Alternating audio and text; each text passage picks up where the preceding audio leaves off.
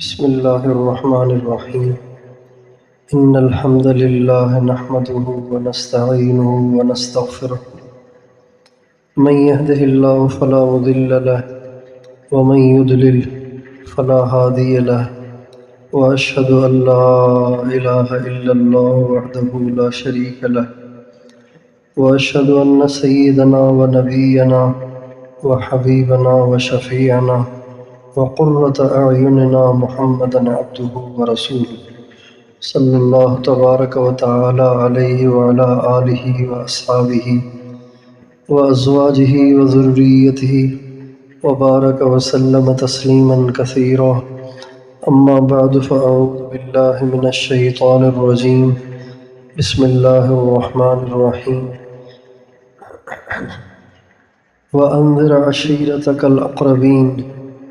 وقال تعالى: يا أيها الذين آمنوا قوا أنفسكم وأهليكم نارا. وقال النبي صلى الله عليه وسلم: كلكم مسؤول كلكم راع وكلكم مسؤول عن رعيته.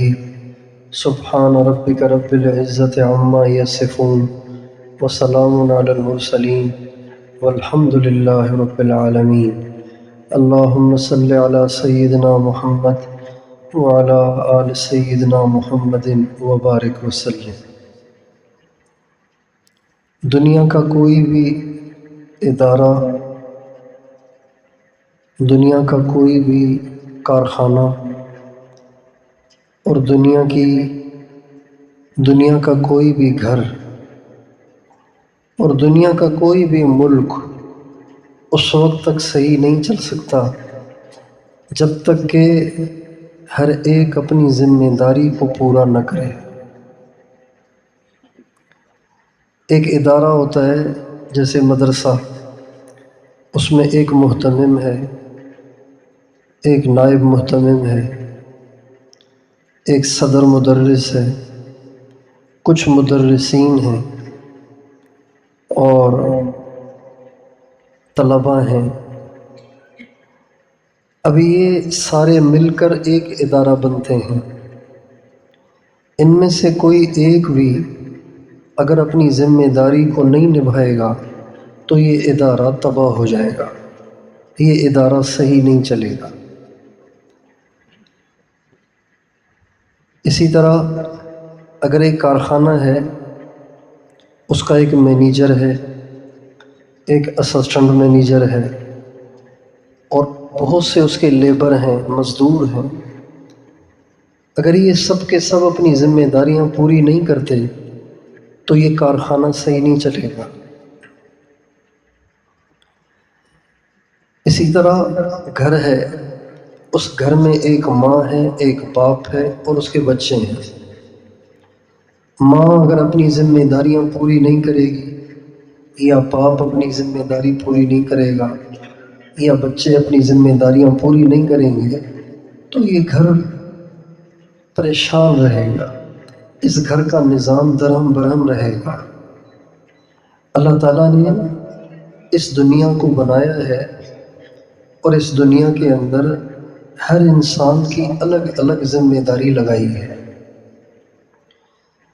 جب دنیا کے رہنے والے انسان اپنی ذمہ داریاں نہیں نبھاتے تو یہ دنیا کا نظام درہم برہم ہو جاتا ہے. اس وقت ساری دنیا میں جو پریشانیاں ہیں، ساری دنیا میں جو مسائل ہیں، ساری دنیا میں جو ایک عجیب زندگی میں بے سکونی ہے، اس کی وجہ یہ ہے کہ ہم اللہ تعالیٰ کے بندے اور بندیاں ہونے کے باوجود بھی اپنی ذمہ داریاں نہیں نبھا رہے. اس لیے اس بات کی ضرورت ہے کہ ہر ایک اپنی ذمہ داری کو نبھائے. مرد اپنی ذمہ داریاں پوری کریں، عورتیں اپنی ذمہ داریاں پوری کریں. مردوں کے ذمہ یہ ہے کہ اپنے گھر والوں کا نان نفقہ اٹھائیں اور اپنے گھر میں اچھا ماحول بنانے کی کوشش کریں. اور عورتوں کی ذمہ داری ہے کہ اپنے تمام گھر کے انتظامات کو سنبھالیں اور اپنے گھر کے بچوں کی تربیت کریں۔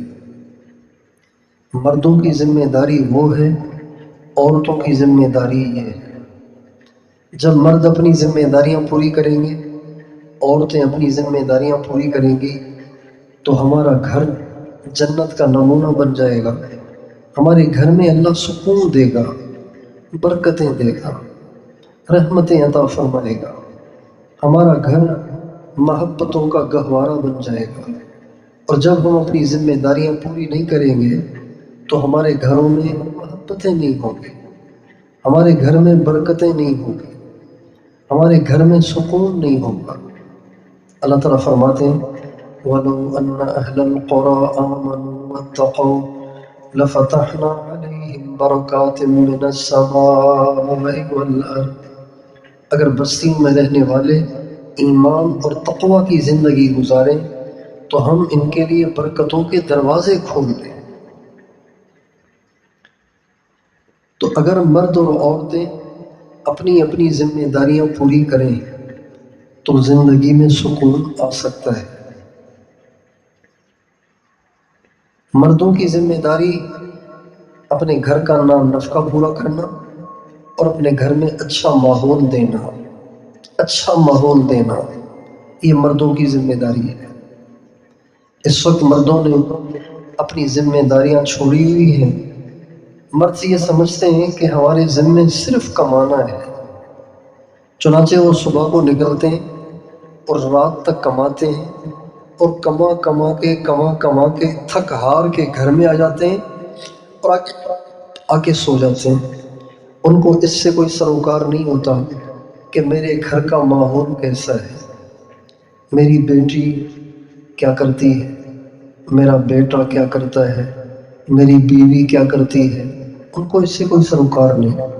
آپ دیکھیں جس مدرسے کے محتمم کو پتہ ہی نہ ہو کہ مدرس پڑھا رہا ہے کہ نہیں پڑھا رہا، اور جو مدرسے کا خادم ہے وہ خدمت کر رہا ہے کہ نہیں کر رہا، اور جو مطبخ کا ذمہ دار ہے وہ مطبخ کے کام پورے کر رہا ہے کہ نہیں کر رہا، جب محتمم ان تمام باتوں سے غافل رہے گا تو یہ مدرسہ کیسے چلے گا؟ جب گھر کا بڑا اور گھر کا باپ صرف کمانے ہی کو اپنے اوپر سوار کرے گا اور اس کو اس کی فکر نہیں ہوگی کہ میرے گھر کا ماحول کیسا ہے، تو یہ گھر درہم برہم ہو جائے گا، یہ گھر جنجال بن جائے گا، اور یہ گھر پریشانیوں کا گہوارہ بن جائے گا۔ اس گھر کے بچے بدتمیز ہوں گے، اس گھر کے بچے بے ادب اور بے نصیب ہوں گے، اس گھر کے بچے جھگڑالو ہوں گے، اس گھر کی عورتیں ڈپریشن کی مریض ہو جائیں گی، اور اس گھر کی عورتیں اپنے بچوں کو سنبھالنے کی کوشش کریں گی لیکن بچے ان کے قابو سے باہر ہو جائیں گے، اور یہ سوچ کے پریشان ہو کے ڈپریشن کی دماغی نفسیاتی مریض ہو جائیں گی۔ چنانچہ طبیعت میں ان کے چڑچڑاپن آ جائے گا۔ جب خاوند آئے گا تو خاوند سے سیدھے منہ بات نہیں کریں گی، اور خاوند سے لڑیں گی، اور خاوند سے منہ بنائیں گی۔ خاوند کو اس پہ غصہ آئے گا اور پھر لڑائیاں شروع ہوں گی، یہاں تک کہ بات یا تو عدالتوں تک جائے گی یا پھر طلاق تک جائے گی۔ یہ ساری الجھنیں اس لیے گھروں میں پیدا ہوئیں، اس لیے کہ باپ نے اپنے گھر پہ نظر نہیں رکھی، یہاں سے بگاڑ شروع ہوا۔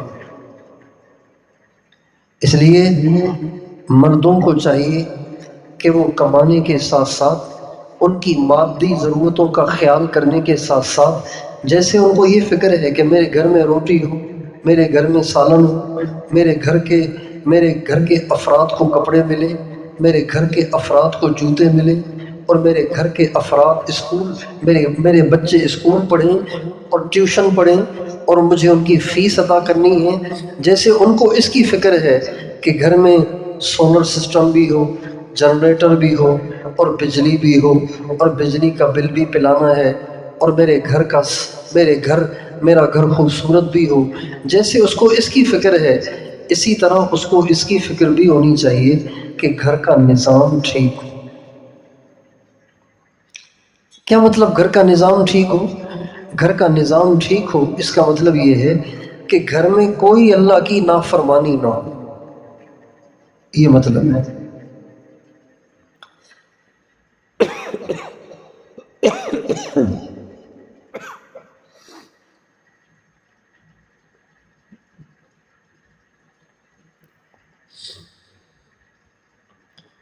گھر کا نظام ٹھیک ہو اس کا مطلب یہ ہے کہ گھر میں کوئی اللہ کی نافرمانی نہ ہو۔ اگر باپ اپنے گھر پر گہری نظر رکھے گا تو اس کی اولاد موبائل کا غلط استعمال نہیں کرے گی۔ اگر باپ اپنے گھر پہ گہری نظر رکھے گا تو اس کی بیٹی کسی غیر محرم کو میسج نہیں کرے گی۔ جب باپ اپنے گھر پہ گہری نظر رکھے گا تو اس کے گھر میں مسائل نہیں ہوں گے۔ جب باپ اپنے گھر پہ گہری نظر رکھے گا تو اس کے گھر میں کوئی ایسا کام نہیں ہوگا جس کی وجہ سے گھر میں مسائل کھڑے ہوں۔ اس لیے یہ باپ کی ذمہ داری بنتی ہے کہ وہ اپنے بیوی بچوں کی ضرورتیں پوری کرنے کے ساتھ ساتھ اپنے گھر پہ گہری نظر رکھے کہ میرے گھر میں اللہ تعالیٰ کی کوئی نافرمانی تو نہیں ہو رہی۔ اور یہ بات یاد رکھیے، جس گھر میں اللہ کی نافرمانی ہوگی اس گھر میں اللہ کا عذاب ضرور آئے گا، اس گھر میں اللہ کی طرف سے پکڑ ضرور آئے گی، اس گھر میں ضرور تکلیفیں اور مسائل اور پریشانیاں آئیں گی۔ اللہ تعالیٰ کا عذاب صرف یہ نہیں ہے کہ زلزلہ آ جائے، اللہ کا عذاب صرف یہ نہیں ہے کہ آسمان سے پتھروں کی بارش ہو، اللہ کا عذاب صرف یہ نہیں ہے کہ اللہ تعالیٰ کی طرف سے ایک فرشتہ چیخ مارے اور سب کے کلیجے پھٹ جائیں جیسے قوم سمود کے ساتھ ہوا۔ اللہ کا عذاب صرف یہ نہیں ہے، اللہ کا عذاب یہ بھی ہے کہ بچے ماں باپ کو آنکھیں دکھائیں، یہ بھی اللہ کا عذاب ہے۔ اور بیوی اپنے خاوند کو آنکھیں دکھائے، یہ اللہ کا عذاب ہے۔ اور گھر میں ہر وقت کوئی نہ کوئی مسئلہ ہو، کوئی نہ کوئی پریشانی ہو، یہ بھی اللہ کا عذاب ہے، یہ بھی اللہ کی پکڑ کی صورت ہے۔ اللہ تعالیٰ صرف ایک طریقے سے نہیں پکڑتا، اللہ تعالیٰ کے پکڑنے کے بے شمار طریقے ہیں۔ اللہ تعالیٰ فرماتے ہیں وَمَا يَعْلَمُ جُنُودَ رَبِّكَ إِلَّا هُوَ وَمَا هِيَ إِلَّا ذِكْرَىٰ لِلْبَشَرِ۔ اللہ تعالیٰ فرماتے ہیں میرے لشکر اتنے ہیں کہ میرے سوا کوئی ان کی گنتی بھی نہیں جانتا، اتنے لشکر ہیں میرے جن کے ذریعے سے میں بندوں کو پکڑتا ہوں، وہ لشکر اتنے ہیں کہ میرے سوا اس کی کوئی گنتی بھی نہیں جانتا، اتنے لشکر ہیں۔ تو اللہ تعالیٰ کی طرف سے پکڑ ضرور آتی ہے اس گھر میں جس گھر میں اللہ کی نافرمانی ہو، جس گھر کے نوجوان اپنے موبائل کا استعمال غلط کرتے ہیں، اس گھر میں اللہ کا عذاب ضرور آئے گا۔ اب شکل کیا ہو اس کی کوئی تعین نہیں ہے، کوئی بھی شکل ہو سکتی۔ جس گھر کی بچیاں بڑا موبائل استعمال کرتی ہوں اور بے پرد ہوں اور ان کے دل غیر محرموں کی طرف مائل ہوں، اس گھر میں اللہ کا عذاب ضرور آئے گا، اب اس کی شکل کوئی بھی ہو، کوئی بھی شکل ہو سکتی ہے۔ جس گھر میں ٹی وی چلے گا اس گھر میں اللہ کا عذاب ضرور آئے گا، اب اس کی شکل کوئی بھی ہو۔ جس گھر میں میوزک بجے گا اس گھر میں اللہ کا عذاب ضرور آئے گا، اب اس کی شکل کوئی بھی ہو۔ ایک بزرگ کہتے ہیں جب میں اپنی سواری پہ چڑھتا ہوں اور میری سواری بدکتی ہے اور میری نافرمانی کرتی ہے اور مجھے پریشان کرتی ہے، میں سمجھ جاتا ہوں کہ مجھ سے کوئی گناہ ہوا ہے، چنانچہ میں سواری سے اتر کے اللہ سے توبہ کرتا ہوں، اللہ سے اپنے گناہوں کی معافی چاہتا ہوں، میری سواری ٹھیک ہو جاتی ہے۔ اور وہ فرماتے ہیں کہ میں اپنے بچوں میں دیکھتا ہوں کہ میرے بچے میری نافرمانی کر رہے ہیں، میرے بچے میری بات کو مان نہیں رہے، میری بیوی میری بات کو مان نہیں رہی، میں سمجھ جاتا ہوں کہ اللہ ناراض ہے، لہٰذا میں توبہ کرتا ہوں اور میری بیوی پھر میری فرما بردار ہو جاتی ہے اور میرے بچے پھر میرے فرما بردار ہو جاتے ہیں، میری خدمت کرنے لگ جاتے ہیں۔ تو یہ باپ کی مردوں کی ذمہ داری ہے کہ وہ اپنے گھروں میں پہرا دیں، وہ اپنے گھروں کی نگرانی کریں کہ ان کے گھروں میں کوئی اللہ کی نافرمانی نہ ہو، یہ ان کی ذمہ داری ہے۔ جس گھر میں جھوٹ بولا جائے گا اس گھر میں اللہ کی پکڑ ضرور آئے گی، جس گھر میں غیبت ہوگی اس گھر میں اللہ کی پکڑ ضرور آئے گی، جس گھر میں میوزک بجے گا، آج کل موبائل پہ میوزک بجتے رہتے ہیں، لوگ موبائل رکھتے ہیں اور ان کو پتہ ہی نہیں کہ موبائل پہ ٹون کون سی ہونی چاہیے۔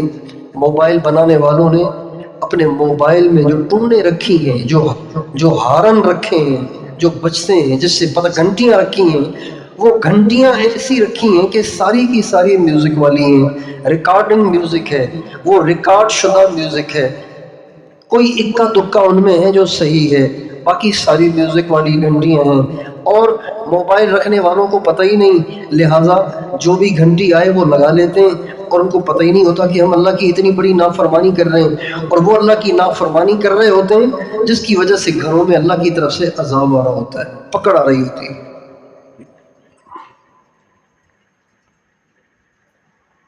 یہ مردوں کی ذمہ داری ہے کہ وہ اپنے گھروں کو اللہ کی نافرمانی سے پاک رکھے۔ جیسے اگر گھر کے فرش کا سیمن ٹوٹتا ہے، فرش پھٹ رہا ہے اور ٹوٹ رہا ہے، ٹرائل ٹوٹ گئی ہے، سیمن پھٹ گیا ہے، تو مرد اس کی فکر کرتے ہیں کہ نہیں کرتے ہیں؟ اس کو پلستر کروا دیں کہ نہیں کرواتے؟ کہیں سے رنگ اتر رہا ہے اس کو رنگ کرواتے ہیں، کہیں سے اینٹ نکل رہی ہے اس اینٹ کو ٹھیک کرواتے ہیں، کوئی ٹوٹی خراب ہو گئی اس کی ٹوٹی ٹھیک کرواتے ہیں، کہیں بجلی خراب ہو گئی تو بجلی ٹھیک کرواتے ہیں، کوئی ٹیوب لائٹ فیوز ہو گئی تو ٹیوب لائٹ لگواتے ہیں، کوئی پنکھا کام نہیں کر رہا وہ پنکھا لگواتے ہیں۔ جیسے یہ ان کی ذمہ داری ہے، ایسے ہی یہ بھی ان کی ذمہ داری ہے کہ وہ اپنے گھروں میں کوئی اللہ کی نافرمانی نہ ہونے دیں، یہ ان کی ذمہ داری ہے۔ جو مرد یہ ذمہ داری نہیں نبھا رہے وہ اللہ کے ہاں گناہ گار ہیں، ان کی پکڑ ہوگی، قیامت میں ان کی پکڑ ہوگی۔ اور عورتوں کی ذمہ داری یہ ہے کہ وہ اپنے گھر کے بچوں کی صحیح تربیت کریں، صحیح تربیت کریں۔ آج دنیا میں اچھے لوگ بہت کم رہ گئے ہیں، برے لوگوں کی بہتات ہے، برے لوگوں کی بھیڑ ہے، اچھے لوگ انگلیوں پہ گننے جتنے رہ گئے ہیں، جو اچھے تھے وہ آہستہ آہستہ دنیا سے چلے گئے، قبروں میں دفن ہو گئے، اور برے لوگوں کی بہتات ہے اور ان کی بھیڑ ہے اور ان کا رش لگا ہوا ہے، اس لیے کہ آج کل ماؤں نے اچھے لوگ بنانا چھوڑ دیے ہیں۔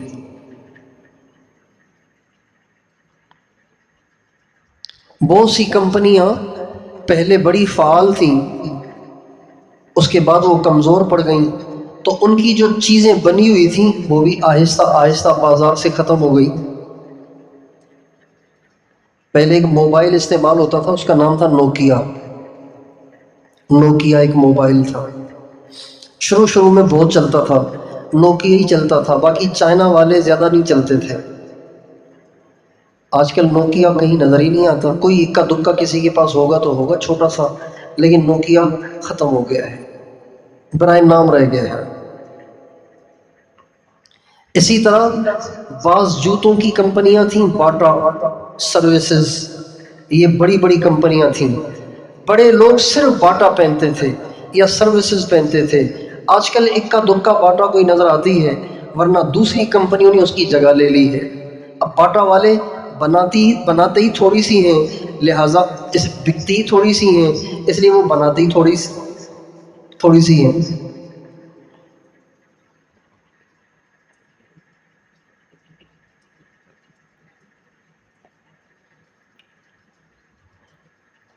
ہر چیز میں ایسی کمپنیاں تھیں جو پہلے بہت مشہور تھیں اور بعد میں ان کا نام و نشان بھی ختم ہو گیا۔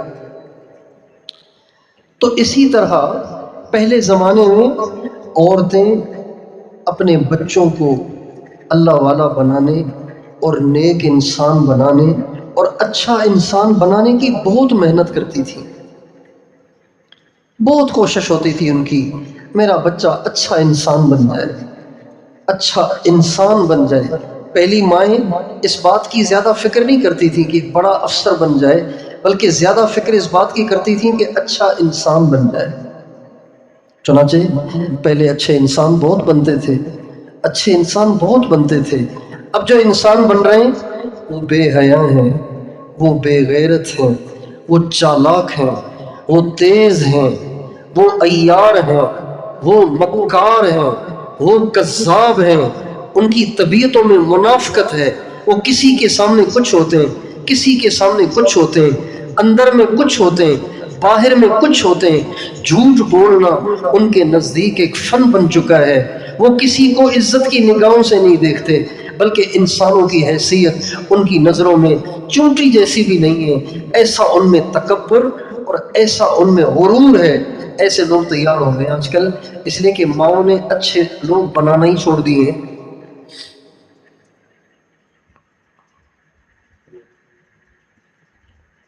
اب جب مائیں اچھے لوگ نہیں بنا رہی تو اچھے لوگ کہاں سے آئیں گے؟ اچھے لوگ تو ماں کی گود سے ہی آئیں گے۔ پوری دنیا میں جتنے انسان ہیں اس وقت 7 ارب انسان ہیں اس وقت دنیا میں، 7 کروڑ انسان، یہ سب کے سب ماں کی گود سے نکل کے آئے ہیں۔ یہ آسمان سے بھی نہیں اترے، زمین سے بھی نہیں نکلے، یہ ماں کی گود سے آئے ہیں۔ جو حرام زادے ہیں وہ بھی ماں ہی کی گود سے آئے، سب ماں کی گود سے گزر کے آئے ہیں۔ لیکن آج ماؤں کی گودیں اتنی پانج ہیں، اتنی بے اثر ہیں، اتنی بے نور ہیں کہ ان سے نکلنے والے بچے اچھے لوگ نہیں بن رہے، اچھے انسان نہیں بن رہے، وہ شجاع نہیں بن رہے، وہ سخی نہیں بن رہے، وہ حلیم نہیں بن رہے، وہ با اخلاق نہیں بن رہے، وہ با ادب نہیں بن رہے، وہ با نصیب نہیں بن رہے۔ وہ صفات سے خالی ہیں، وہ صفات سے عاری ہیں، ان میں وہ صفات نہیں ہیں جو ایک مومن میں ہونی چاہیے۔ نہ ان میں اللہ سے محبت ہے، نہ ان میں اللہ کے رسول سے محبت ہے، نہ اللہ کے رسول سے گھرانے سے محبت ہے، نہ اللہ کے رسول کے ساتھیوں سے محبت ہے، نہ ان میں اللہ والوں کی طرف رغبت ہے، نہ ان میں دین کی طرف رغبت ہے، نہ ان کے دلوں میں کوئی سنت کی اہمیت ہے، نہ ان کے دلوں میں کوئی دین کی عظمت ہے۔ ان کے دل میں اگر عظمت ہے تو پیسے کی ہے، عہدے کی ہے، اور ان کے دلوں اور ان کی نظروں میں اگر کوئی آئیڈیل ہے، اگر کوئی بڑی شخصیت ہے، اگر ان کی پسندیدہ شخصیت کوئی ہے تو وہ بے دین ہیں، فساق ہیں، فجار ہیں، ڈانسر ہیں اور سنگر ہیں اور ایکٹر ہیں۔ یہ آج کے زمانے کی ہماری نوجوان نسل کی پسندیدہ شخصیتیں ہیں، یہ ہمارے نوجوان نسل کے مقتدا اور ان کے امام ہیں۔ کیوں؟ اس لیے کہ ماں بھی یہی کچھ کرتی تھی تو بچے بھی یہی کچھ کرتے ہیں۔ ماں بھی گانے سنتی تھی، لہٰذا جو بچہ پیدا ہوا وہ بچہ بھی سنگروں کا عاشق ہو گیا۔ سنگر کہتے ہیں گانے والے کو۔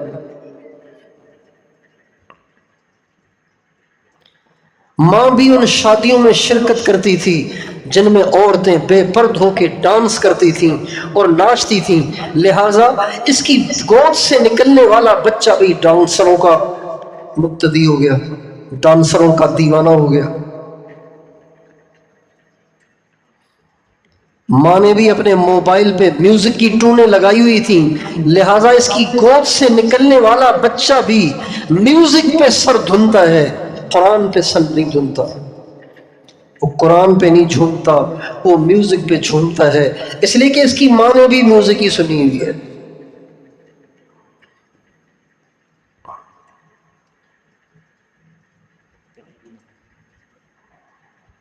ایک زمانہ تھا کہ ہماری گودوں، ہماری ماؤں کی گودوں سے قطب اور ابدال تیار ہوتے تھے، اولیاء تیار ہوتے تھے، غوث تیار ہوتے تھے۔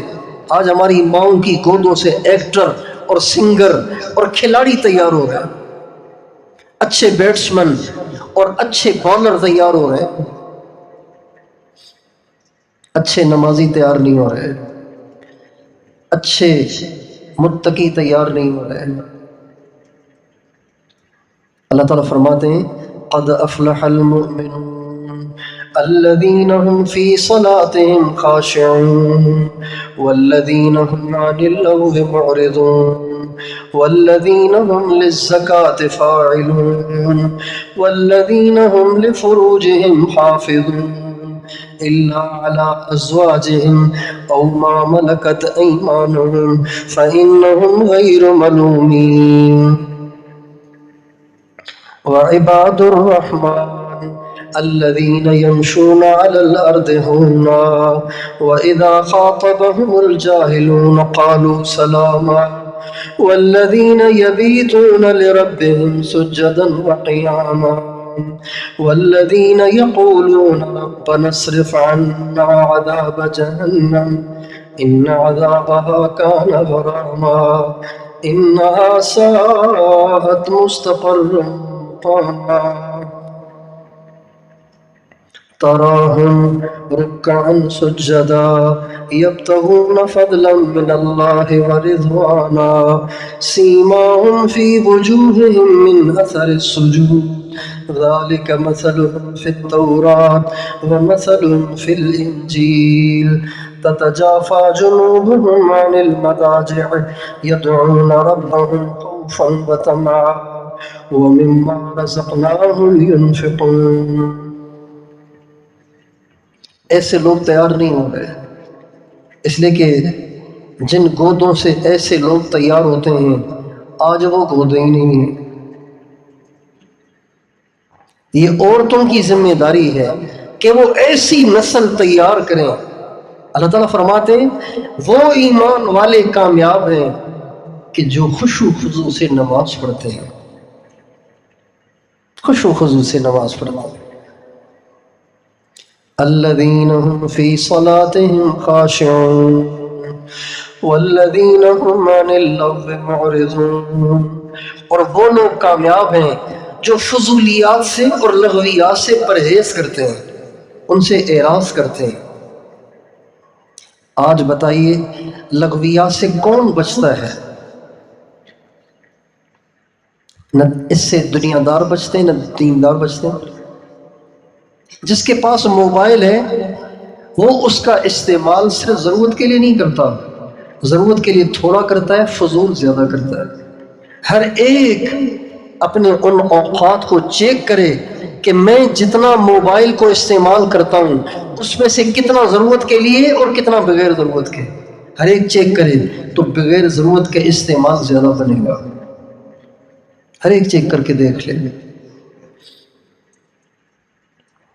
زندگیاں تباہ کر دیں اس موبائل نے، اوقات کی قیمت ہی گھٹا دی اس موبائل نے، ہماری زندگی کے قیمتی لمحات کو برباد کر دیا اس موبائل نے۔ سلام پھیرتے میسج آیا ہو نہ آیا ہو، کسی نے کال کی ہو نہ کی ہو، خام خواہ جیب سے موبائل نکال کے چیک کر رہے ہوتے۔ 4 آدمی بیٹھے ہوئے ہیں، ہر ایک نے جیب سے موبائل نکالا ہوا ہے اور جو گروپس میں ایڈ اپنے آپ کو ایڈ کیا ہوا ہے سارے گروپ چیک کر رہے ہیں۔ ایک گروپ میں 50 پوسٹیں آئی ہوئی ہیں، اب 4 گروپ ہیں، 200 پوسٹیں چیک ہو رہی ہیں اور وقت ضائع ہو رہا ہے۔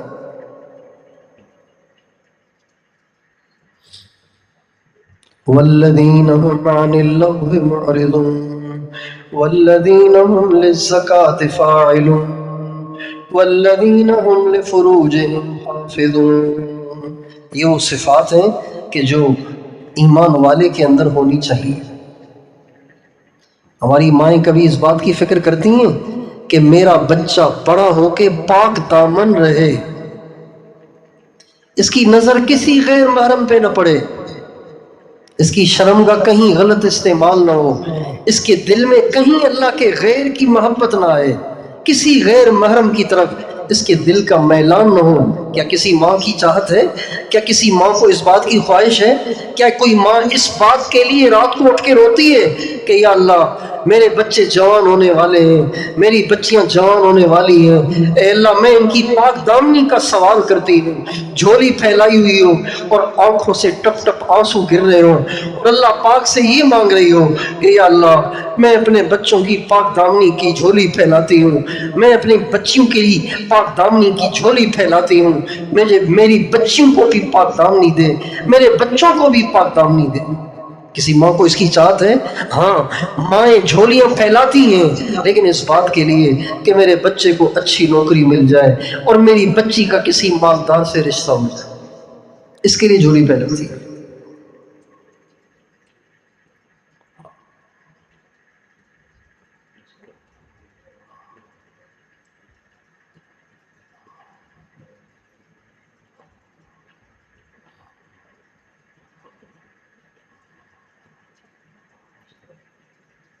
ایک زمانہ تھا کہ ہماری مائیں، ہمارے باپ اپنے بچوں کو اللہ والا بنانے کے لیے اپنی خواہشات تک اور اپنی ضروریات تک کو قربان کر رہے ہوتے تھے۔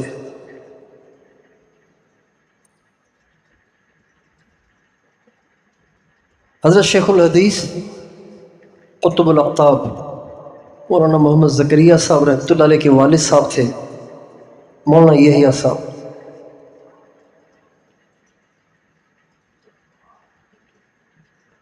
مولانا یحییٰ صاحب کے بیٹے تھے مولانا زکریا صاحب۔ تو مولانا یحییٰ صاحب ایک عرصے تک سفر نہیں کرتے تھے، نہ رشتہ داروں میں جاتے تھے، نہ اپنے بزرگوں سے ملنے جاتے تھے، کہیں سفر نہیں کرتے تھے۔ اس زمانے کے ایک بہت بڑے بزرگ حضرت شاہ عبد الرحیم صاحب رائے پوری رحمۃ اللہ علیہ بار بار مولانا یحییٰ صاحب کو خطوط لکھتے تھے کہ کبھی آپ میرے پاس آئیں، کبھی آپ میرے پاس آئیں، اور وہ اس لیے ان کو بلانے کی خواہش رکھتے تھے کہ مولانا یحییٰ صاحب ان کے شیخ اور مرشد کے خادم خاص تھے۔ امام ربانی مولانا رشید احمد گنگوہی کے یہ خادم خاص تھے، تو شیخ تو دنیا سے چلے گئے تھے، اب ان کی خواہش ہوتی تھی کہ ان کے خادم خاص میرے پاس آئیں، کچھ وقت میرے پاس گزاریں تاکہ ان کے پاس بیٹھ کے میں اپنے شیخ کی کچھ باتیں سنوں اور پرانی یادیں تازہ کروں، اس لیے وہ بار بار ان کو خط لکھتے تھے۔ لیکن حضرت مولانا یحییٰ صاحب مسلسل ان کو معذرت کرتے تھے کہ حضرت ابھی نہیں آ سکتا، حضرت ابھی نہیں آ سکتا، حضرت ابھی نہیں آ سکتا، میں مجبور ہوں۔ ایک دفعہ انہوں نے خط لکھا تو جواب میں لکھا کہ حضرت اب میں آپ کی خدمت میں ضرور آؤں گا، اس لیے کہ اب تک میرے پاؤں میں زکریا کی تربیت کی زنجیر تھی، اور اللہ کا شکر ہے اب زکریا کا اللہ سے تعلق قائم ہو گیا ہے، اور میں مطمئن ہوں کہ ابھی اللہ سے جڑ گیا ہے، لہٰذا اب میں آپ کی خدمت میں ضرور آؤں گا۔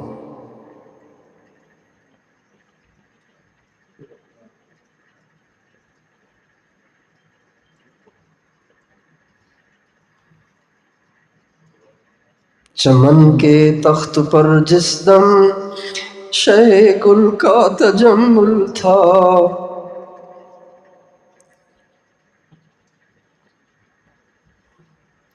چمن کے تخت پر جس دم شہ گل کا تجمل تھا،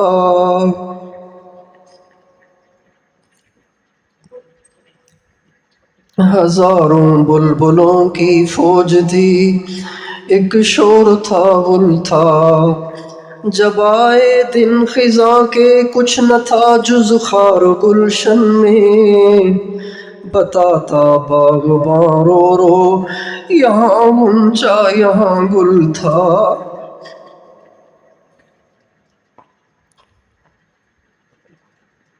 کہتے ہیں کہ ایک چمن میں، ایک باغ میں بڑا اچھا ماحول تھا، درختوں پہ پھل لگے ہوئے تھے اور پھول کھلے ہوئے تھے، اور بلبلوں کا ایک مجمع تھا اور بلبلوں کا چہچہانا تھا، بڑا اچھا ماحول بنا ہوا تھا۔ لیکن یہ اس وقت تھا جب بہار تھی، جب خزاں آ گئی تو درختوں کے پتے جھڑ گئے اور پھول مرجھا گئے،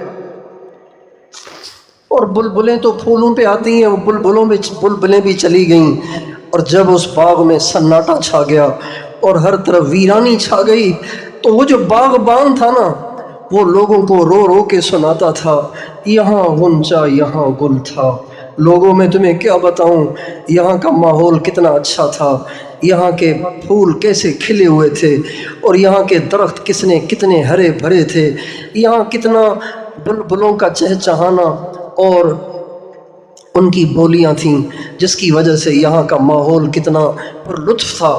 لیکن آج خزاں ہے تو ساری چیزیں ہی ختم ہو گئیں، بلبلیں بھی چلی گئیں اور درخت بھی جھڑ گئے اور پھول بھی مرجھا گئے۔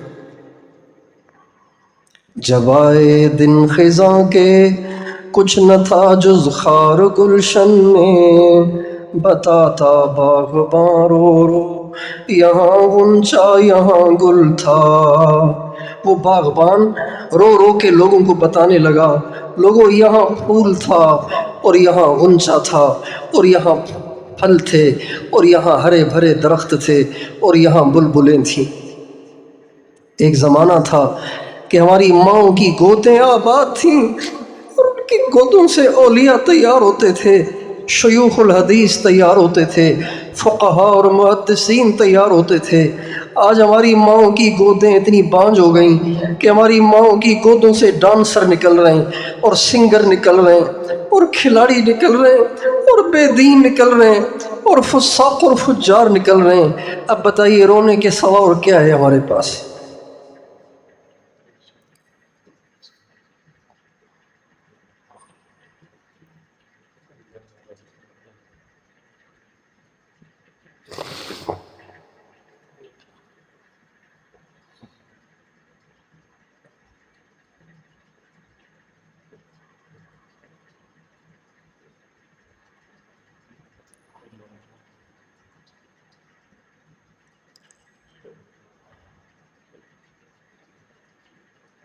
اللہ تعالی ہمیں توفیق دے کہ ہم اپنی ذمہ داریوں کو سمجھیں اور اس کو نبھائیں۔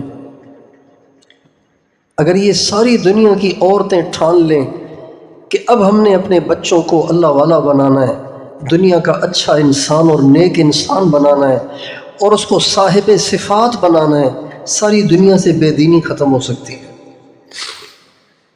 اس لیے کہ انسان آتے تو گود سے گزر کے ہی ہیں۔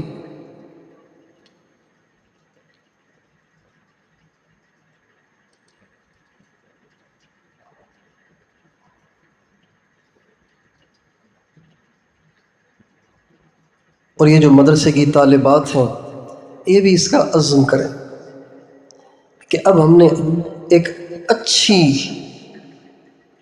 نیک عورت بننا ہے، ایک نیک عورت بننا ہے۔ کبھی بھی اپنے آپ کو عالمہ نہ سمجھنا، اپنے آپ کو ایک عام سی مسلمان سمجھنا۔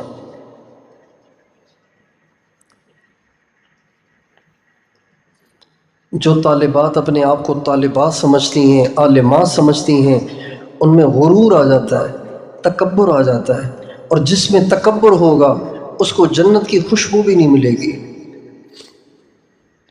اور اس سے کبھی کوئی خیر کا کام نہیں ہوگا۔ یہ یاد رکھیں، متکبر سے کبھی خیر کا کام نہیں ہوگا، اس سے شر ہی وجود میں آتا ہے۔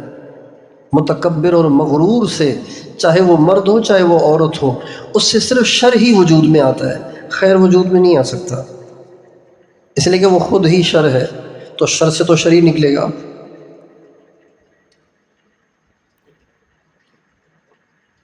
اس لیے پڑھ کے اوروں سے برتر نہ بنیں، بلکہ پڑھ کے اور زیادہ اپنے آپ کو جھکائیں، اپنے اندر تواضع پیدا کریں، اپنے اندر صفات پیدا کریں۔ اللہ تعالیٰ کے ہاں جنت ملنے کے لیے یہ نہیں دیکھا جائے گا کہ بخاری اس نے پڑھی ہے کہ نہیں پڑھی، ہدایہ پڑھی ہے کہ نہیں پڑھی، اصول شافی پڑھی ہے کہ نہیں پڑھی۔ اللہ کے ہاں یہ نہیں دیکھا جائے گا، اللہ کے ہاں دیکھا جائے گا کہ نماز خشوع و خضوع سے پڑھتی تھی کہ نہیں، نظر اس کی برائی سے بچتی تھی کہ نہیں، زبان اس کی قابو میں تھی کہ نہیں تھی، اللہ یہ دیکھے گا۔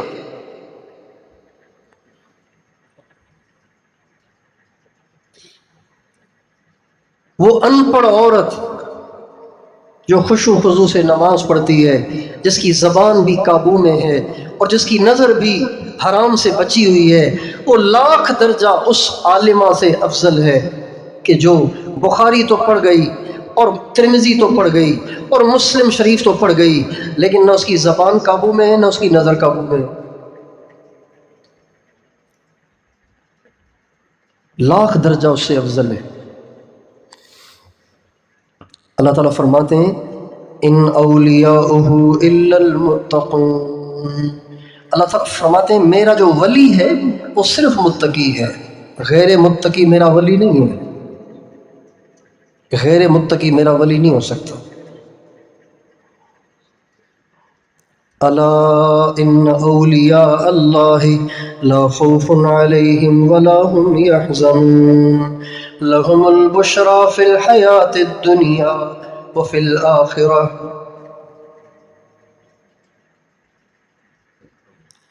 الا ان اولیاء اللہ لا خوف علیہم ولا هم يحزنون الذين آمنوا وكانوا يتقون لهم البشرى في الحياة الدنيا۔ اللہ تعالیٰ جو اس کے ولی ہوتے ہیں ان کو آخرت کی کامیابیاں بھی دیتے ہیں اور دنیا میں بھی انہیں عزت دیتے ہیں، نہ ان پہ کوئی خوف ہوگا اور نہ وہ غمگین ہوں گے، اور وہ ہیں کہ جو ایمان بھی لائے اور انہوں نے تقوی والی زندگی بھی گزاری۔ اللہ تعالیٰ ان کو دنیا میں ہی بشارتیں دیتے ہیں۔ تو آپ ساری بچیاں صرف عالمہ مت بنے، عالمہ کے ساتھ متقیہ اور مومنہ بھی بنے۔ اللہ تعالیٰ نے کہیں بھی نجات کے لیے عالمہ ہونے کی شرط نہیں لگائی، عالمہ ہوگی تو نجات ہوگی ورنہ پھر مسئلہ ہے، کہیں بھی شرط نہیں لگائی، متقیہ ہونے کی شرط لگائی ہے۔ ان المتقین فی جنات النعیم ان للمتقین مفازا حدائق واعنابا ان المتقین فی مقام وعیون آخذین ما آتاہم ربهم۔ یہ سب متقیوں کے لیے۔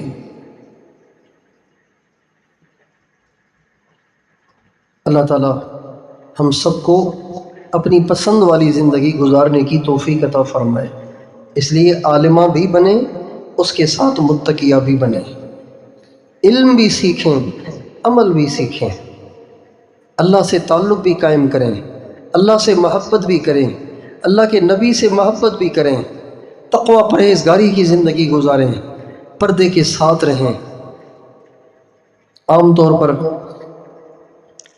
نوجوان لڑکیاں اپنا پردہ اپنا برقع تبدیل کر دیتی ہیں، بڑی عورتیں تو وہ جو ڈیرہ اسماعیل خان کا مشہور برقع ہے ٹوپی والا وہ پہنتی ہیں، لیکن جب یہ لڑکیاں کچھ پڑھ لیتی ہیں تو پھر یہ ان کے برقعے تبدیل ہو جاتے ہیں، پھر یہ کالے برقعے پہننا شروع کر دیتی ہیں، اور پھر اس کے بعد پھر ان کے برقعے مختصر ہوتے ہوتے ہوتے ہوتے پھر یہ نقاب پہ آ جاتی ہیں، پھر ان کے نقاب بھی آہستہ آہستہ اتر جاتے ہیں۔ ایسے نہیں کرنا، چاہے آپ کہیں بھی چلی جائیں ہمیشہ عزم رکھیں کہ یہ جو ٹوپی والا بڑا برقع ہے یہی آپ نے مرتے دم تک پہننا ہے۔ اس عاجز نے ایک دفعہ لاہور میں بیان کیا،